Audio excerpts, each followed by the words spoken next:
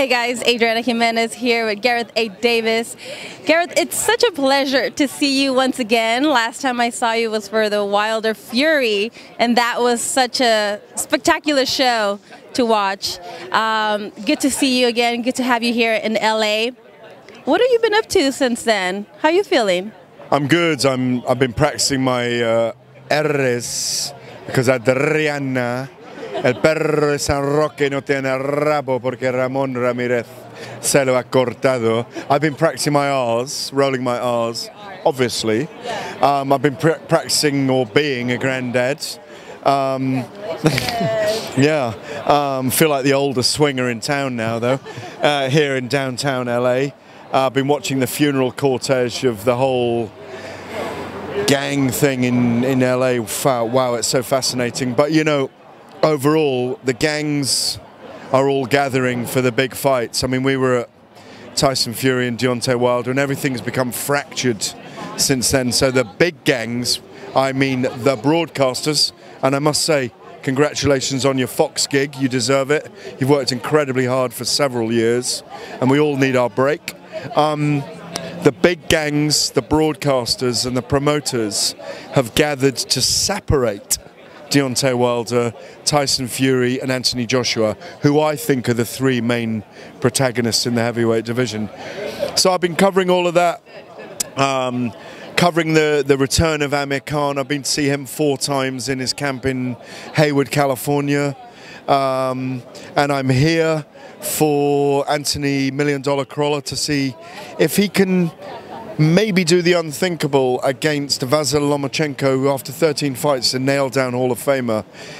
But I just feel in this fight, it's that Don King saying, this guy's got 2 chances in this fight, Slim and none. And Slim just left town, you know? You covered a lot. I want to cover the heavyweight division in just a minute, but you're right, Lomachenko and CROLLA tomorrow night. Many people that I speak to, they don't give much of a chance to CROLLA. So how much of a chance do you, I mean, you said it's slim to none. What can he do to become victorious? Well, I gave none because I said slim and none, and Slim just left town. Boxing's a, you know, fight sports, drama, theatre, live events, you know, David against Goliath, they're always weird things. So, you know, the thing is about Vasyl Lomachenko, people call him the Matrix. There's a lot of hype and promotion around fighters. He is an exceptional talent. He is a southpaw. He's brilliant in close range. He works other people out. He barely lost an amateur fight in nearly 400. He won 2 Olympic Games gold medals. I saw him at those.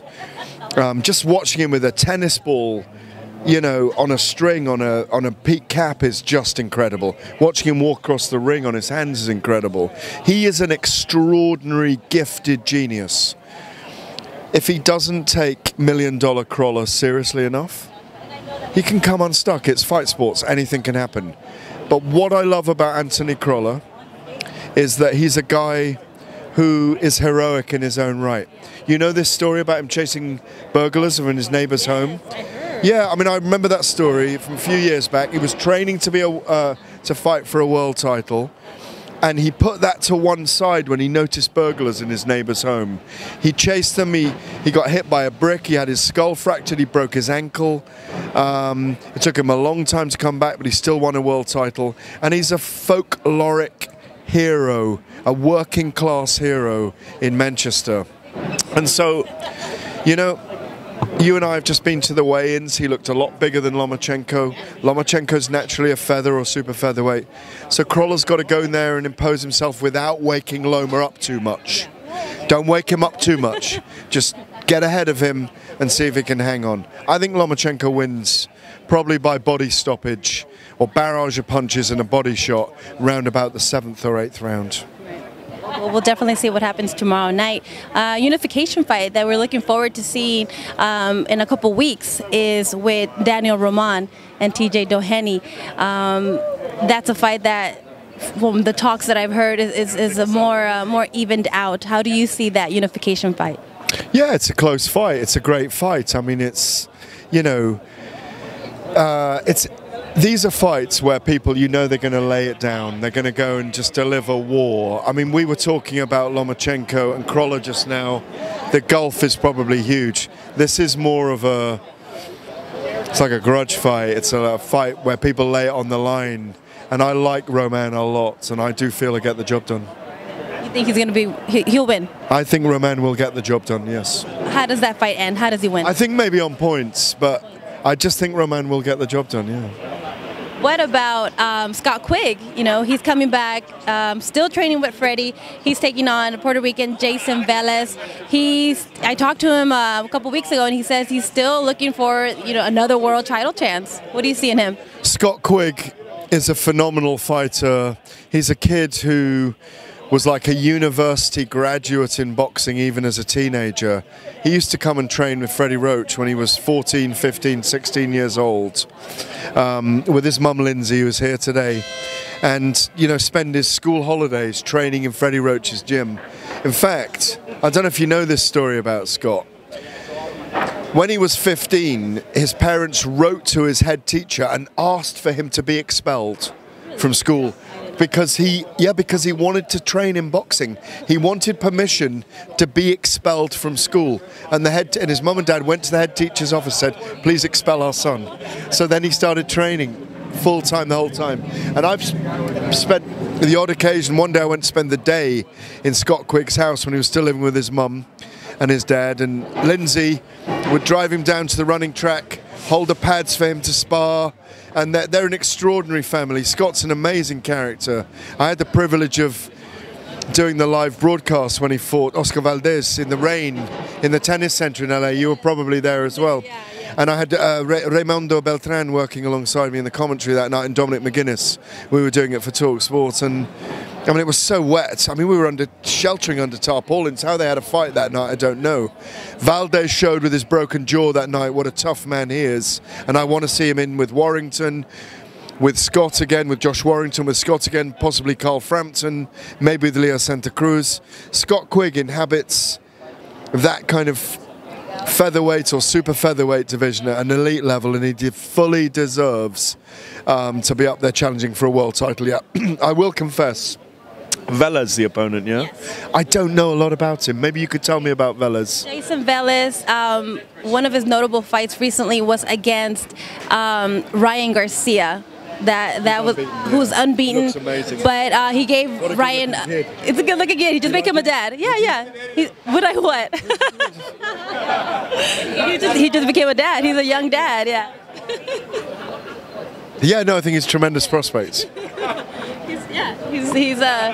He's with Golden Boy trying to get. He's calling out Gervonta Davis nonstop. He wants a title. I mean, we'll see what happens with his future down the line. But yeah, Velez is take it down. You won't. No. Yeah. No worries. No worries. Listen, Garcia is really spoken about very highly. If Velez looked good against him, he didn't win, obviously. Yeah, he didn't get the win, but he can look good. Yeah. Look, Scott Quig is a relentless machine, a brilliant boxer. He's still got... Sugar Ray Leonard always says this, and he says it about Amir Khan. I'm sure you want to ask him about Amir Khan, but you can see with Amir Khan, he might have lost 4 of his, whatever it is, 35 fights, and 3 of them by knockout, but it's what people still have inside them, a desire to keep going. You know that feeling. If you can have a day's rest and you come back renewed and rejuvenated and strong again, no one's going to hold you back, and that's Scott Quig. Now, speaking about heart, what about Amir Khan? So many people here in the U.S. I don't know how the news are in the U.K., but in the U.S. they're not giving Amir Khan that big of a chance against Terence Crawford next week. How do you see it?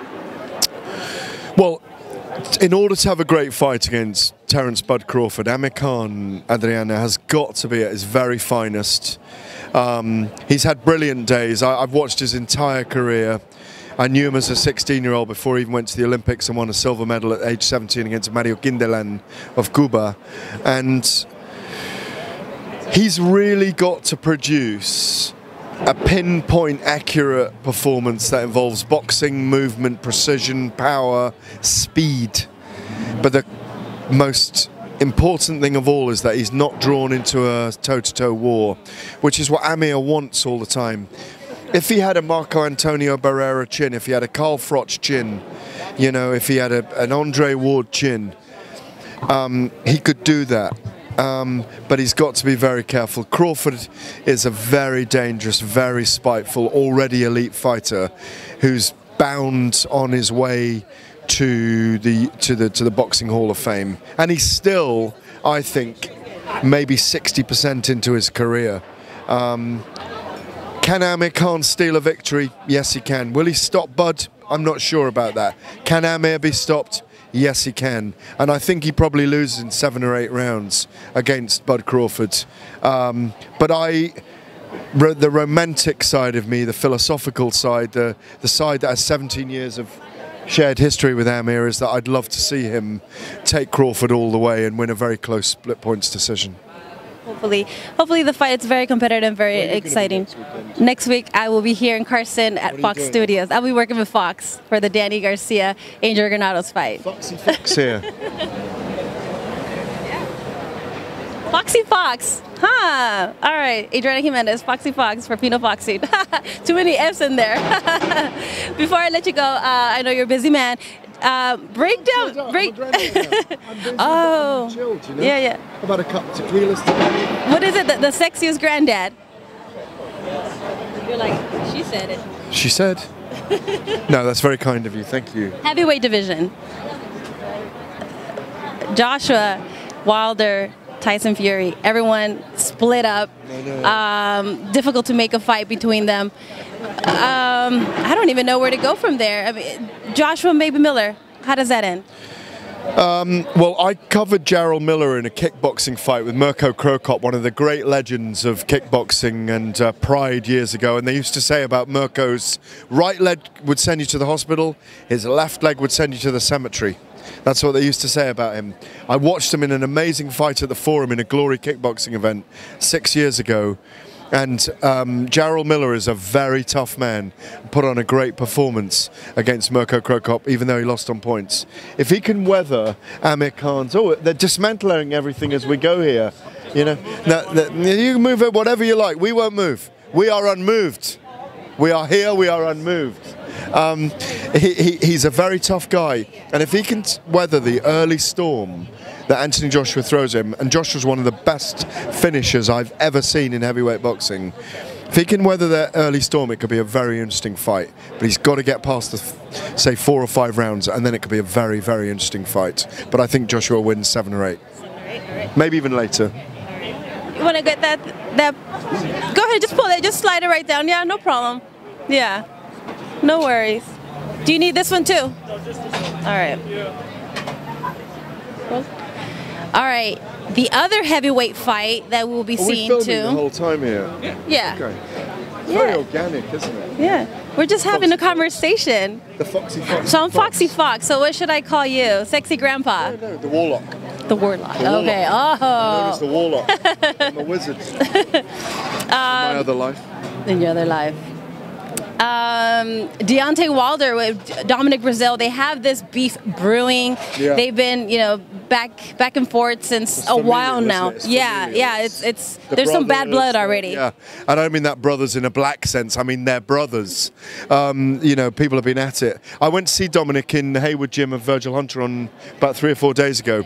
He looked in great shape. He was working really hard. Well, he carries a bit of weight. Wow, he's a big man though. And I watched him for 7 odd rounds really suck it up against Anthony Joshua in the UK. He's a tough man, Dominic Brazil. He's got a fire under him over Deontay Wilder, and I think Tyson Fury exposed a few things about Deontay, about how you can box him and how you can be successful. We know he's a dangerous puncher, but Dominic's taken something from that.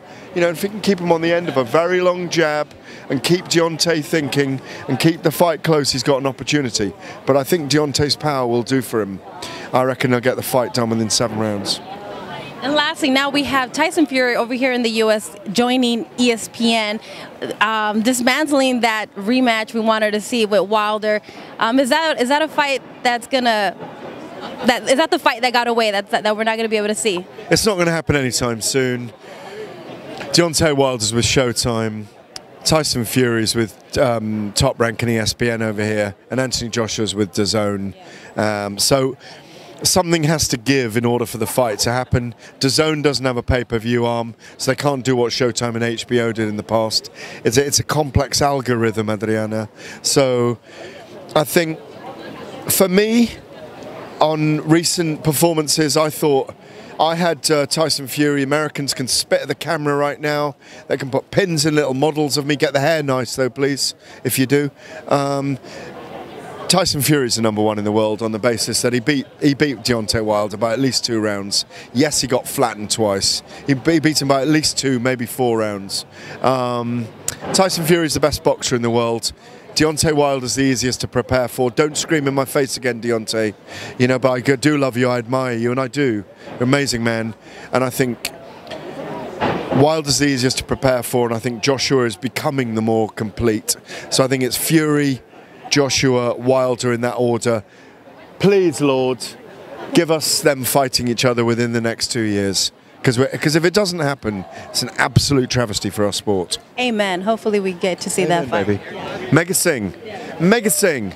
Oh, I wish I was in a land of cotton. Oh, sing along with me, baby. The times they are forgotten. Look away, away, Dixieland. Man of many talents. Not really, but better, way better than me. No. I'm not even gonna try.